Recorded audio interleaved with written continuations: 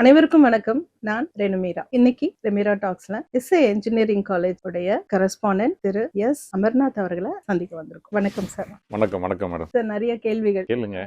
கேள்விகளோட வந்திருக்கேன். Welcome welcome. எனக்கு முதல்ல கல்லூரியை பத்தி ஓரிரு வார்த்தைகள். நம்ம கல்லூரி பூனமல்லியிலேருந்து ஆவடி ரோட்ல இருக்குதுங்க. 98ல நாங்கள் அந்த கல்லூரி ஆரம்பித்தோம். வித் 180 ஸ்டூடெண்ட்ஸோட தான் ஸ்ட்ரென்த் நம்ம ஆரம்பித்தோம்.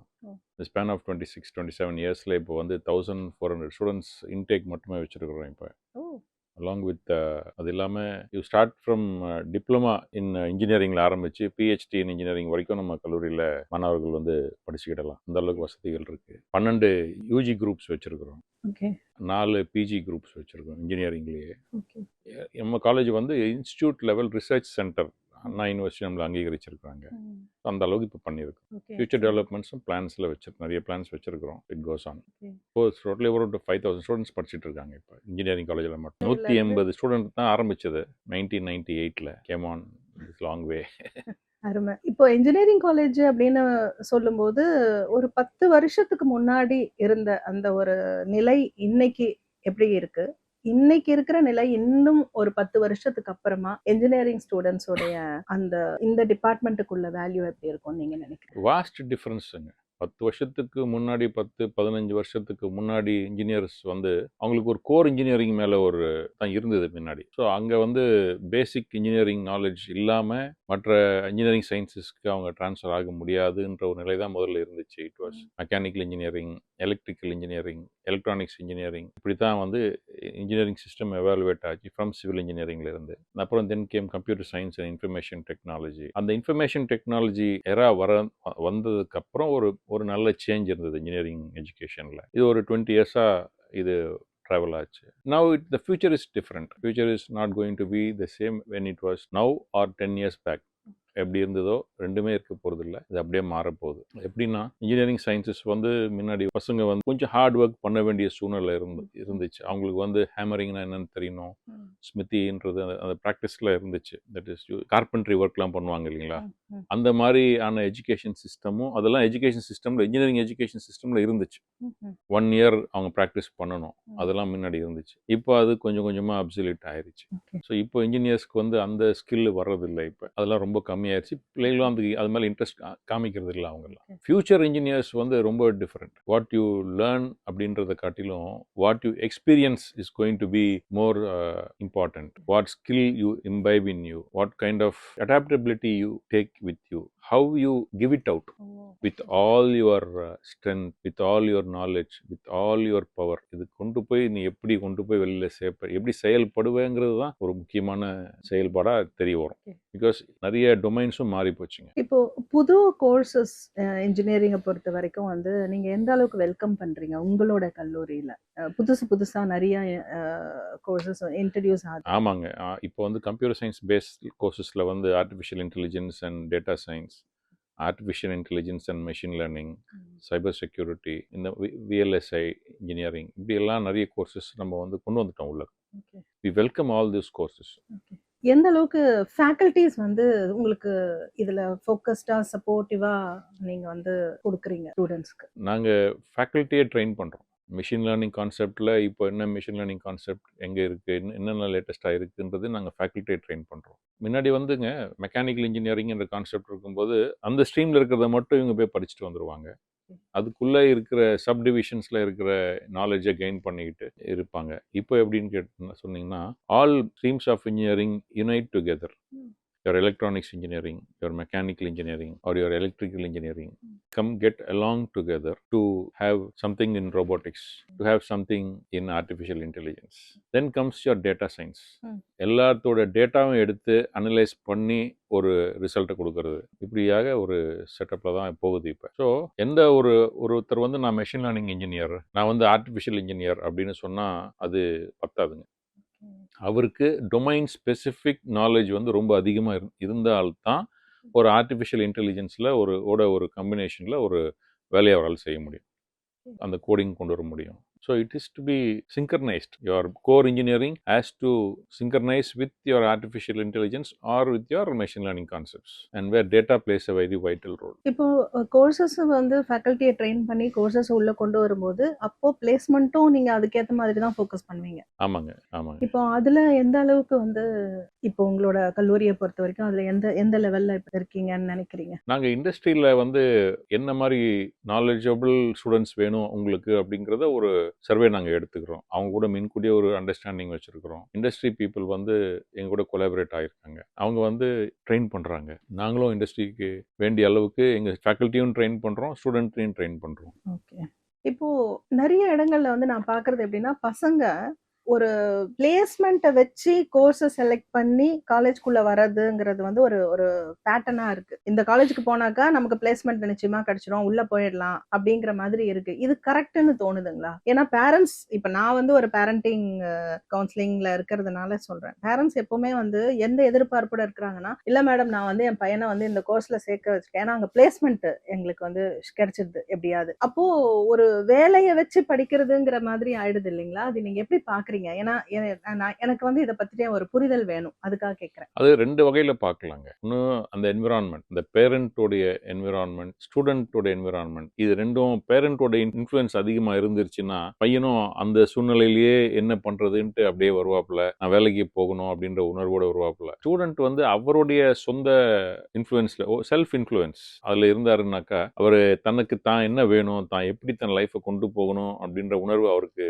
வரும். அதுக்குண்டான ஸ்கில் அவர் தேட ஆரம்பிச்சிருவாரு. So it is vice versa. ரெண்டுமே பேரண்டோட இன்ஃப்ளூயன்ஸும் அதில் இருக்கும். How the student takes it and how the environment, அவருடைய என்விரான்மெண்ட் எப்படி கொண்டு இருக்கோ அதில் அவர் போக விரும்புகிறாரா, அல்லது அந்த என்விரான்மெண்ட்டை தான் மாற்றி மேலே கொண்டு போகணும் அப்படின்னு நினைக்கிறாராங்கிறத பொறுத்து தான் அவருடைய லைஃப்பை அவர் டிசைட் பண்ணிக்கணும். ஒரு ஸ்டூடெண்ட், ஒரு இன்ஜினியரிங் ஸ்டூடெண்ட் உள்ள வரும்பொழுது அவங்களுடைய மனநிலை ஒரு ஒரு ஃபுல் ரொம்ப உத்வேகத்தோட உள்ள வருவாங்க. ஆமாம். அதுக்கப்புறமா அப்படியே கொஞ்சம் கொஞ்சமா அந்த செகண்ட் இயர் தேர்ட் இயர் எல்லாம் வரும்போது அப்படியே கொஞ்சம் கொஞ்சமா ட்ரிப் ஆகும். ஸோ அந்த மாதிரி நேரங்கள்ல எந்த அளவுக்கு உங்களோட ஃபேக்கல்டிஸ் வந்து அந்த அந்த ஸ்டூடெண்ட்டுக்கு சப்போர்ட்டிவா இருந்து அந்த கோர்ஸ் கம்ப்ளீஷனுக்காக பண்றதா நீங்க நினைக்கிறீங்க? நாங்கள் வந்து how we see the first year ஸ்டூடெண்ட்ஸ்னாக்க ஒரு எல்கேஜியில் ஸ்டூடெண்ட்ஸை நீங்கள் பிள்ளைகளை கொண்டு போய் விடும்போது எப்படி நீங்கள் நம்ம பார்க்குறோமோ அந்த மாதிரி தான் நாங்கள் அவங்கள பார்ப்போம். They are very new to engineering. அவங்களுக்கு இன்ஜினியரிங்னா என்னென்ன அவங்களுக்கு தெரியாது. ஸோ அந்த 1 year வந்து அவங்கள ரொம்ப கேர்ஃபுல்லாக அவங்கள நாங்கள் வந்து ட்ரெயின் பண்ணுவோம். ஸ்பெசிஃபிக்காக இந்த மாதிரி இப்படி தான் இருக்கணும், இன்ஜினியரிங்னா என்ன,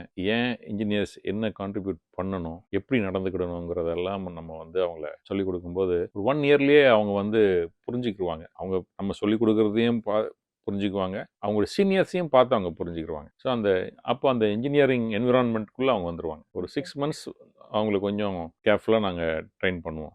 ஆண் குழந்தைகள் வந்து ஆர்வம் அதிகமா கட்டுறாங்களா, இல்ல பெண் குழந்தைகளுடைய அட்மிஷன்ஸ் அதிகமா இருக்குங்களா ஒவ்வொரு வருஷமும்? இப்போ பெண் குழந்தைங்களுடைய அட்மிஷன்ஸ் அதிகமாக இருக்குங்க. அவங்க தான் இப்போ நிறைய படிக்கிறாங்க. நிறைய numbers are bigger, getting bigger. அதே மாதிரி உங்க கல்லூரியில ஹாஸ்டலேட்ஸ் நிறைய பேர் இருந்து படிக்கிறாங்க. ஸோ அவங்க எல்லாரும் வந்துட்டு இந்த வெளியூர்ல இருந்து வந்து படிக்கிற மாதிரி ஒரு அட்மாஸ்பியர் வந்து கிரியேட் ஆகுது. அதுக்கு என்ன மாதிரியான சப்போர்ட் கல்லூரி மூலமாக நீங்க கொடுக்க முடியுது உங்களால? அவங்களுக்கு நம்ம ஹாஸ்டல் வச்சுருக்கிறோம். ஹாஸ்டலில் ஒரு normal living environment, homely environment வச்சுருக்கிறோம். பட் ஃபார் த ரெஸ்ட் ஜென்ரலாக காலேஜில் ஸ்டூடெண்ட்ஸுக்கு என்னென்னலாம் ஃபெசிலிட்டி இருக்கோ அத்தனை ஃபெசிலிட்டி அவங்களுக்கும் உண்டு. They can access the library, they access the computer centre, இந்த ஃபெசிலிட்டிஸ்லாம் இருக்குங்க அவங்களுக்கு. வி ஹவ் காட் வைஃபை, கம்ப்ளீட்டாக வைஃபை, எப்பவுமே வைஃபை உண்டு. இந்த ஃபெசிலிட்டிஸ்லாம் உண்டுங்க. இப்போ வந்து கல்லூரியில சேர்ந்து படிக்கிற குழந்தைகள் வந்து அந்த அகாடமிக்கை தாண்டி அந்த குழந்தைக்கு வெளியில நிறைய விஷயங்கள் இருக்கு. ஸோ அதெல்லாம் எந்த அளவுக்கு காலேஜ் மூலமா ஒரு பிரிட்ஜ் கொடுக்கப்படுது, இதுக்கு எவ்வளவு தேவை இருக்கோ அதுக்கு மற்ற ஆக்டிவிட்டிஸ்க்கும் தேவை இருக்கு அப்படிங்கிற மாதிரியான ஒரு அந்த இடத்துல எப்படி நீங்க அந்த ஒரு பிரிட்ஜிங் பண்றீங்க? கல்லூரியில் கிடைக்கிற நாலேஜ் வந்து ரொம்ப கம்மி தாங்க. புக்கிஷ் நாலேஜ்னு சொல்லுவோம் இல்லையா, அதுவும் இன்ஜினியரிங்க்கு தேவையான நாலேஜ், ஸ்கில், அடாப்டபிலிட்டி அது வரைக்கும் நம்ம வந்து கொடுக்கலாங்க. ஆனால் அந்த பிள்ளைகளை வந்து வெளி உலகத்துக்கு நம்ம அறிமுகப்படுத்துகிறோம். வெளி உலகத்துக்குள்ள நடக்கிற நிகழ்வுகளை மேலே ஃபோக்கஸ் பண்ண வைக்கிறோம். அப்படி பண்ணும்போது அவனுடைய ஸ்ட்ரென்த்தை வந்து வெளிப்படுத்துவான், அவன் வெளிப்படுத்தும் போது சொசைட்டி வந்து அவனை எவ்வளவு தூரம் அக்செப்ட் பண்ணுது. So he gets gelled with the society in the engineering world and he keeps going. That's how we need to focus. That's how we are doing it also. So அந்த communication skill அந்த மாதிரியான விஷயங்கள் நிறைய எல்லாமே ஸ்கில்ங்க. See not only communication. இப்போல்லாம் communication skill can be learned by some podcast. நிறைய podcast இருக்கு. காலையில் அவன் பஸ்ஸில் உட்காரும்போது ஃபோனில் போட்டு உட்காந்தான்னா பாட்காஸ்ட்டில் வந்து 1 ஹவரில் எப்படி கம்யூனிகேட் பண்ணலாம் அப்படிங்கிறத அவன் கற்றுக்கிடலாம். பட் அதையும் தாண்டி நிறைய ஸ்கில்ஸ் இப்போ தேவைப்படுது. அவனோட இன்ஜினியரிங் ஸ்டாண்டர்ட்ஸை டிஸ்பிளே பண்ணுறதுக்காக வேண்டி நிறைய ஸ்கில்ஸ் அவனுக்கு இப்போ தேவைப்படுது. Towards is subject alone. அதுக்கு தாண்டி லைஃப் ஸ்கில்ஸும் நிறைய தேவைப்படுது. எப்படி நடந்துக்கணும் ஒரு இடத்துல ஒரு ஃபியர் இருக்குன்னா அந்த ஃபியர் எப்படி ஓவர் கம் பண்ணுறது, how to go forward with all some decisions he takes and he goes and he faces the situation. அந்த சிச்சுவேஷன் அந்த டிசிஷனை வந்து அவன் எடுத்த டிசிஷன் தப்பாயிருச்சுன்னு வச்சுக்கோங்க, he should not come back. அந்த கரேஜ் இருக்கணும், அந்த அஜிலிட்டி, அந்த ஃபோர்சைட்டட்னஸ், அதோட ஃபைட் பண்ணி இன்னும் மேலே போய் what decision he has taken should be made right. அந்த அளவுக்கு அந்த ஸ்டூடெண்ட்டுக்கு ஒரு கேப்பபிலிட்டியை நம்ம வளர்த்து விடுறதுக்கு முயற்சிக்கணும். ஏன்னா இப்போ நீங்கள் ஆஸ் யூ சே இந்த decision making, clarity in thinking, இது எல்லாமே வந்து ஒரு ஸ்டூடெண்ட்டுக்கு வந்து எந்த அளவுக்கு முக்கியங்கிறது ரொம்ப அழகாக சொன்னீங்க. ஆமாங்க. அது வந்து அந்த வாழ்க்கையில் அது அப்படியே அதை நோக்கி போகிற போது பின்வாங்க கூடாது, மேலே மேலே மேலே ஆமாம். போகிறது. அந்த ரெசிலியன்ஸ் இருக்கணும். ரெசிலியன்ஸை டெவலப் பண்ணிக்கணும். அந்த ரெசிலியன்ஸை டெவலப் பண்ணணும்னா நாலேஜ் இருக்கணும். நாலேஜ் வேணும்னா ஸ்கில் வேணும். நாலேஜ் டெவலப் பண்ணுற அந்த ஆர்வமும் அந்த ஸ்கில்லை டெவலப் பண்ணணும், அதை டிஸ்பிளே பண்ணணும். He has to keep going. அந்த சொசைட்டி வந்து எப்பவுமே நமக்கு வந்து ஒரு பீஸ்ஃபுல்லான என்விரான்மெண்ட்டை கொடுக்காது. எப்பவுமே சொசைட்டி வந்து நம்மளை ஒரு ஃபைட்டிங் என்விரான்மெண்ட்டுக்குள்ளே தான் எப்பவுமே கொண்டு போகும். நம்ம அதை எப்படி அக்செப்ட் பண்ணுறோம், நம்ம எப்படி அதை ஃபேஸ் பண்ணுறோங்கிறது தான் நம்ம கையில் இருக்குது. நம்ம வந்து அதை பீஸ்ஃபுல்லாக அணுகணும்னா அது நம்ம கூட பீஸ்ஃபுல்லாக போகும். நம்ம ஃபோர்ஸ்ஃபுல்லாக கொண்டு போனோம்னா திரும்பவும் அது நமக்கு ஃபோர்ஸ்ஃபுல்லாக தான் நமக்கு அது வரும். ஸோ அந்த பீஸ்ஃபுல்லாக கொண்டு போகிறதுக்கு ஒரு ஸ்கில் வேணும், கட்ஸ் வேணும், ஃபோர்சைட்டட்னஸ் இருக்கணும், அந்த அஜிலிட்டி இருக்கணும். In case of some disturbance அந்த ரெசிலியன்ஸ் இருக்கணும் திருப்பி ஏஞ்சி ஓடுறதுக்கு. Well said sir. தேங்க்யூ. இப்போ வந்து எனக்கு வந்து ரொம்ப இப்போ நடைமுறையில் இருக்கக்கூடிய தமிழ்நாட்டில் இருக்கக்கூடிய ஒரு முக்கியமான கேள்வி, அதாவது நீங்கள் வந்து ஸ்டூடெண்ட் எப்போவுமே ஒரு காலேஜ் ரிலேட்டடாக அது யாராக இருந்தாலுமே வந்துட்டு உங்களுக்குள்ள எங்கேயோ ஒரு இடத்துல அந்த ஒரு யூத்ஃபுல்லான அந்த ஃபீல் இருக்கும், ஃப்ரெஷ்னஸ் இருந்துகிட்டே இருக்கும் உங்களுக்கு. அது you are blessed with that. Yes, thank you. So இன்றைய இளைஞர்கள் வந்து சில முடிவுகள், அதாவது அரசியல், அவங்க எல்லாரும் முதல்ல ஓட்டு போடுறவங்கலாம் கல்லூரியில இருந்து வெளியில வரக்கூடிய குழந்தைகளா இருப்பாங்க, இந்த 18 வயசு. அவங்களுடைய ஒரு சில விஷயங்கள் வந்து எப்படி நீங்க பாக்குறீங்க? அது as a ஜெனரல் கொஸ்டின் இது. இன்னைக்கு வந்து அவங்க ஃப்ரெஷ்ஷா தேர்ந்தெடுக்கக்கூடிய நபர் வந்து அவங்க விருப்பத்துக்கு அவங்க ஒரு ஓட்டு போடுற அளவுக்கு அவங்களுக்கு அந்த ஓட்டு உரிமை வந்திருக்கு அவங்க கையில. அப்போ ஒரு யங்ஸ்டரா அவங்க எடுக்கக்கூடிய முடிவுகளை வந்து நீங்க எப்படி பாக்குறீங்க? என்னெல்லாம் அவங்களுக்கு வந்து உள்ளுக்குள்ள புகட்டணும், எந்த மாதிரியான ஒரு நாலேஜ் அவங்களுக்குள்ள வரணும் அப்படிங்கறது எல்லாமே உங்களுக்கு தோணும் இல்லையா? இப்போ இது வந்து ஸ்பெசிஃபிக்கா நம்ம போய் புகுத்தணும்ன்ற அவசியம் இல்லைங்க.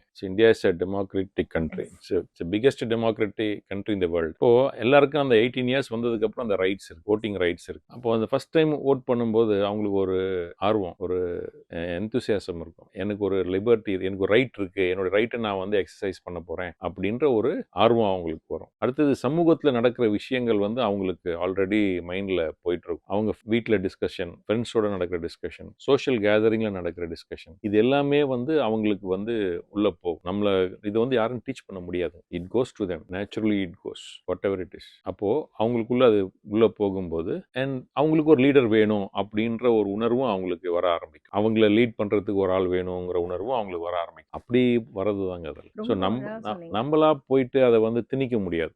ரொம்ப அழகா ஒரு விஷயம் சொன்னீங்க. அதாவது வந்து சோஷியல் லெவல் ஆஃப் தாட்ஸ் அவங்களுக்குள்ள போகுது, பேரண்ட்ஸ் மூலமா ஒரு தாட்ஸ் போகுது, சோஷியல் மீடியா மூலமா ஒரு தாட்ஸ் உள்ள போகுதுன்னு சொன்னீங்க. எங்கேயோ ஒரு இடத்துல இந்த சோஷியல் மீடியா மூலமா போற தாட்ஸ் எல்லாமே வந்து மிஸ்கைட் ஆகிற மாதிரி நீங்க எங்கேயாவது உணர்றதுக்கு வாய்ப்புகள் இருக்கா? நீங்க உணர்றீங்களா?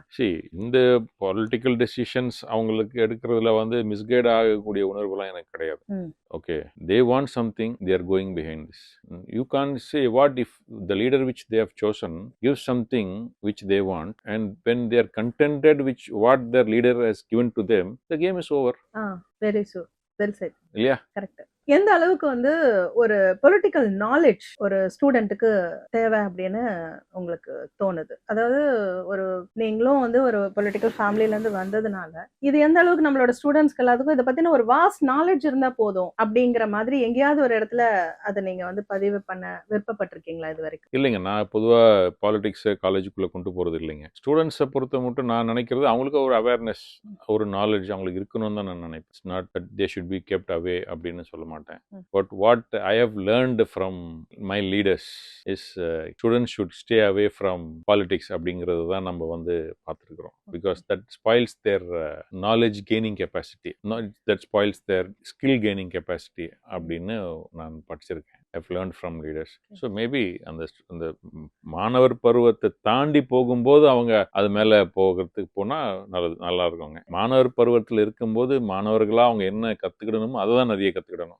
It's a very valid point. ஏன்னா அந்த மாணவ பருவத்துல என்ன பண்ணணுமோ அதை கரெக்டா பண்ணிடுங்க. அது ஆமா. முடிச்சதுக்கு அப்புறமா வந்து நீங்க எப்படி உங்களுக்கான பாதைகளை தேர்ந்தெடுக்கிறீங்களோ அரசியல் பாதையும் நீங்க அப்புறமா இல்ல தேர்ந்தெடுக்கணும். அரசியலுங்க பாலிடிக்ஸுங்கிறதுங்க பீப்புள் சர்வீஸ் தானேங்க. Yes. You service to the people with you get gelled with your geographical situation, geopolitical situations, your social situations, the resources. இதெல்லாம் எப்படி மக்கள் எல்லாருக்கும் போய் சேருது அப்படிங்கிறது தான் ஒரு பொலிட்டிக்கல் ஆக்டிவிட்டி. ஸோ இதெல்லாம் செய்யறதுக்கு உங்களுக்கு ஒரு நாலேஜ் இருந்தால் தான் நீங்கள் போய் செய்ய முடியும். ஸோ அந்த மாணவ பருவத்தில் நீங்கள் என்ன கெயின் பண்ணுறீங்களோ அதுதான் உங்களுக்கு foundation for the rest of your life. It is not your life, it's just a foundation for your life. ஜஸ்ட் ஒரு அஸ்திவாரம் மாதிரி, இதுக்கு மேலே தான் நீங்கள் எல்லாமே செய்யணும்.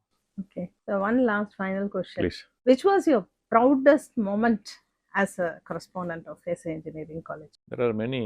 என்னன்னா நம்ம தெரிஞ்சு நமக்கு முன்னாடி படித்த பிள்ளைகள் வந்து படித்து முடிச்சுட்டு அவங்க ஒரு நல்ல இடத்துல ஒன்று பிஸ்னஸ் மேனாக இருப்பாங்க, ஒரு நல்ல இடத்துல 4-5 ஃப்ரெண்ட்ஸ் சேர்ந்து ஒரு ஆக்டிவிட்டி பண்ணிட்டு இருப்பாங்க. இந்த மாதிரி பண்ணும்போது அவங்க பேரண்ட்ஸும் நமக்கு ரொம்ப தெரிஞ்சவங்களா இருப்பாங்க, அல்லது நம்ம ஜியோகிராஃபிக்கல் லொக்கேஷனுக்குள்ளேயே இருப்பாங்க. அவங்க வந்து என்கிட்ட சொல்லுவாங்க, நான் நல்லா இருக்கிறேன் இன்னைக்கு அப்படின்னு சொல்லும்போது நமக்கு ப்ரௌடாக இருக்கும். ஒன் ஃபைன் டே ஒரு ஸ்டூடெண்ட் எனக்கு ஃபோன் பண்ணாப்புல, சார் நான் இன்னாருன்னு சொன்னான்.